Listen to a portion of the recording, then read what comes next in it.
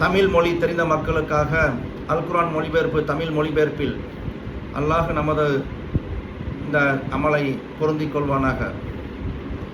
விரட்டப்பட்ட ஷைத்தானின் தீங்கை விட்டும் அல்லாஹுவிடம் பாதுகாப்பு தேடுகிறேன். அளவற்ற அருளாளனும் நிகரற்ற அன்புடையோனும் ஆகிய அல்லாஹுவின் திருப்பெயரால் ஓதுகிறேன். மேலும் அல்லாஹ் அல்லாதவற்றை அவனுக்கு இணைகளாக எடுத்துக்கொண்டு அல்லாஹுவை நேசிப்பது போல அவற்றை நேசிப்பவர்களும் மனிதர்களில் பலர் இருக்கின்றனர். எனினும் இறை நம்பிக்கையாளர்கள் இவர்களை விட அதிகமாக அல்லாஹுவை நேசிப்பார்கள். தவிர இந்த அநியாயக்காரர்கள் சிறிது சிந்திக்க வேண்டாமா? இவர்கள் வேதனையை தங்கள் கண்ணால் காணும்போது வேதனையை செய்வதில் அல்லாஹ் மிகவும் கடுமையானவனாக இருப்பதுடன் எல்லா வல்லமையும் நிச்சயமாக அல்லாஹ்வுக்கே இருக்கின்றன. தாங்கள் நேசித்தவற்றுக்கு இல்லை என்று அறிந்து கொள்வார்கள். இவர்களுக்கு தவறான இவ்வழியை காட்டியவர்களும் மறுமையில் வேதனையை கண்ணால் கண்டவுடன் தங்களை பின்பற்றிய இவர்களை முற்றிலும் கைவிட்டு விலகிக் கொள்வார்கள். அவர்களுக்கும் அவர்களை பின்பற்றிய இவர்களுக்கும் இடையில் இருந்த தொடர்புகள் அனைத்தும் அறுபட்டுவிடும். தவிர அவர்களை பின்பற்றிய இவர்கள் மற்றொரு முறை நாம் உலகத்துக்கு திரும்பச் செல்லக்கூடுமாயின் எங்களுக்கு வழிகாட்டக்கூடிய அவர்கள் இப்பொழுது முற்றிலும் எங்களை கைவிட்டு விலகி கொண்டபடியே நாங்களும் அவர்களை விட்டு நிச்சயமாக விலகிக்கொள்வோம் என்று கூறுவார்கள். அவர்களுடைய உடல்கள் நரகில் வேதனைப்படும். இவ்வாறே அவர்களுடைய உள்ளங்களும் வேதனையை அடைவதற்காக அவர்களுடைய தீய செயல்களை அல்லாஹ் அவர்களுக்கு கை சேதமாக எடுத்து காண்பிப்பான். மேலும் அவர்கள் நரக நெருப்பிலிருந்து மீளவே மாட்டார்கள்.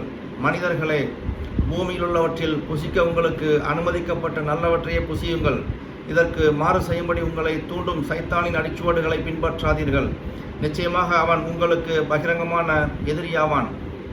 தீமைகள் மற்றும் மானக்கேடானவற்றை நீங்கள் செய்வதற்கும் நீங்கள் அறியாதவற்றை அல்லாஹ்வின் மீது பொய்யாக கூறுவதற்கும் சைத்தான் உங்களை தூண்டுகிறான். மேலும் அல்லாஹ் இறக்கி வைத்த இவ்வேதத்தை பின்பற்றுங்கள் என அவர்களுக்கு கூறப்பட்டால் அவர்கள் இல்லை, எவற்றின் மீது எங்கள் மூதாதைகள் இருந்து அவர்கள் எவற்றை செய்து கொண்டு இருக்க நாங்கள் கண்டோமோ அவற்றையே நாங்கள் பின்பற்றுவோம் என கூறுகின்றனர். அவர்களுடைய மூதாதைகள் ஒன்றையுமே அறியாதவர்களாகவும் நேர்வழி பெறாதவர்களாகவும் இருந்தாலுமா அவர்களை பின்பற்றுவார்கள். அறியாமையில் தங்கள் மூதாதைகளை பின்பற்றும் அந்த நிராகரிப்பவர்களின் உதாரணம் அர்த்தத்தை உணராது கூச்சலையும் ஓசையையும் மட்டும் கேட்கக்கூடியதின் அதாவது கால்நடைகளின் உதாரணத்தை ஒத்திருக்கிறது. மேலும் அவர்கள் செவிடர்களாகவும் ஊமையர்களாகவும் குருடர்களாகவும் இருக்கின்றனர். ஆதலால் அவர்கள் எதையும் அறிந்து கொள்ளவே மாட்டார்கள். நம்பிக்கையாளர்களே, நாம் உங்களுக்கு வழங்கிய நல்லவற்றிலிருந்தே புசியுங்கள். மேலும் நீங்கள் அல்லாஹ்வையே வணங்குபவர்களாக இருந்தால் அவனுக்கு நன்றியும் செலுத்தி வாருங்கள்.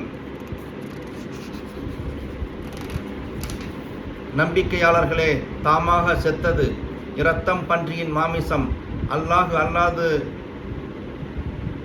அல்லாத வேறு பெயர் கூறப்பட்டவை ஆகியவற்றை தான் அல்லாஹ் உங்களுக்கு தடை செய்துள்ளான்.